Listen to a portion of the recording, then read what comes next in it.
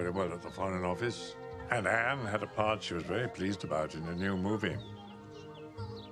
It was your great-grandfather's birthday. They prepared the most wonderful table for him. Or rather, Anne had, because she was in charge of most things.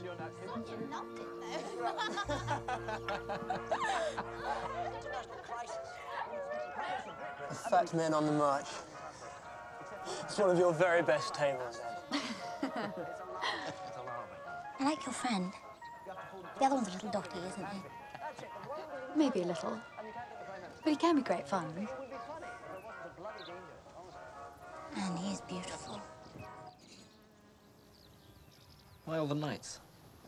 What are they up to? Ah, it's something we started as children. Perhaps if I behave myself, I'll get to take one of these home. They're absolutely everywhere. Do you want to see?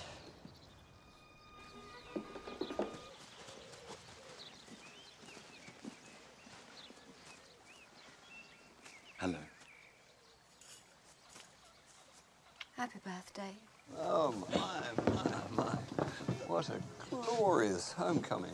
Anne, you've surpassed yourself. Absolutely surpassed yourself. You all have. Henry, you've met, of course. This is Joseph Balcombe, a colleague of Henry's. Joseph, these are my children.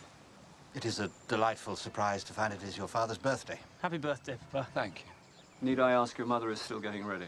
Naturally. But she did do all the flowers, of course. Hector, very good to see you. Happy birthday. Thank you. And you must be Lawrence. I am. It's a pleasure to meet you, sir. And happy birthday. Thank you. Well, you certainly live up to Anne's description of you. Papa.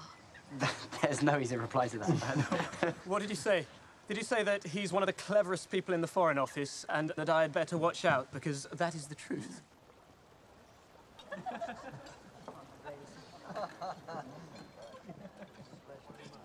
Why are you here in these parts, Mr. Balcombe?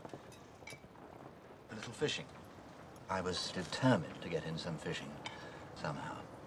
How very sensible. And coming here to such an ancient place, well, it's quite possible to think that all is right with the world.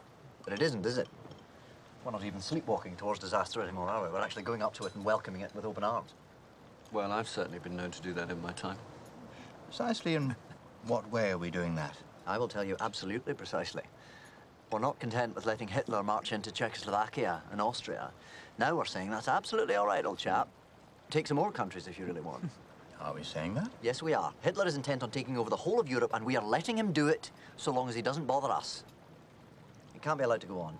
Forgive a statement of the blindingly obvious, or what I think is obvious, but evil has to be stood up to. Yes, but of course one has to be in a position to do that. One has to have the means. Oh, of course we've got the bloody means.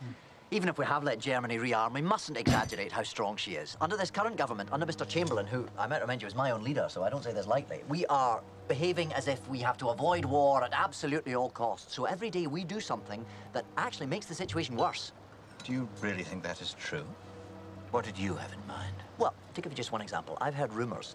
I've yet to find out if they're true or not, but I've heard the most extraordinary rumours that we are trying to interest the Nazis in accepting a gigantic secret loan which we will negotiate for them on the international markets so they might turn their armament industry back to peaceful means. We are actually planning to give them money. Well, that does sound truly bizarre, Hector.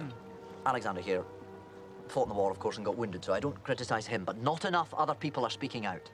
So it's clear it's up to young MPs, like me, to get rid of our present leadership, which is leading us straight towards our doom. That is quite a claim you're making, Mr. Haldane. Yes, and I'm very aware it isn't a popular thing to say. The present leadership will stand no opposition, no criticism of any kind. The present leadership view Mr. Churchill as dangerous because he would stand up to Hitler. He doesn't care at all about giving offence to the Nazis. So I feel I have to do everything in my power to make sure Mr. Churchill is not ignored.